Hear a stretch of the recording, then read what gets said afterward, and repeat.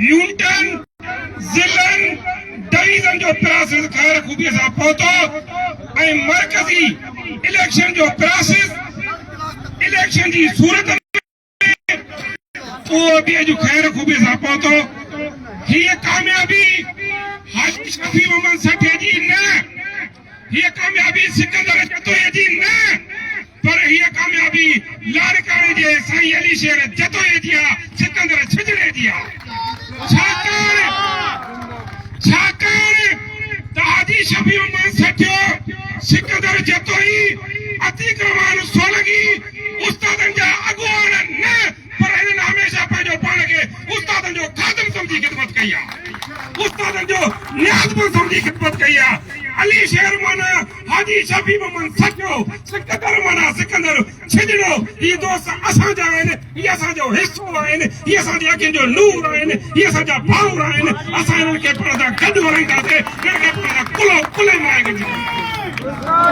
असांजा दोस्त, असांजा महबूब, बाबा महबूब आशिकनि सां नाज़ बि कंदा आहिनि, नखरा बि कंदा आहिनि।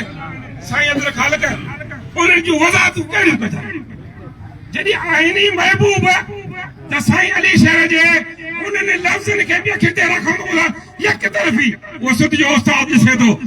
दोस्तनि एतिराज़ कयो त ही 14 वोट इहे जेका असांखे गैर हतमी लिस्ट मिली उन्हीअ में न हुया, इहे वोट न थियनि।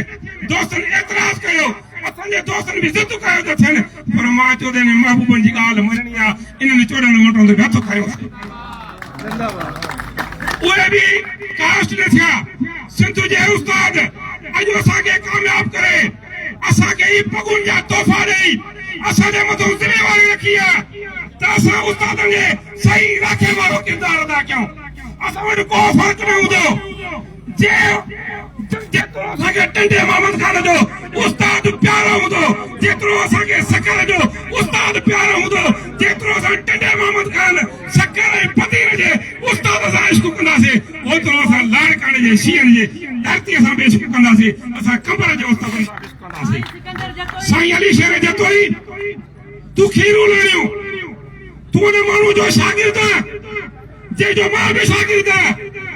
तुंहिंजे ऐं मुंहिंजो मदरसो साॻियो ई आहे। तरबियत तुंहिंजी बि लियाकत तेदड़ जे हथनि में थी, मुंहिंजी बि लियाकत तेदड़ जे हथनि में थी। तूं भली रवायत क़ाइमु कई।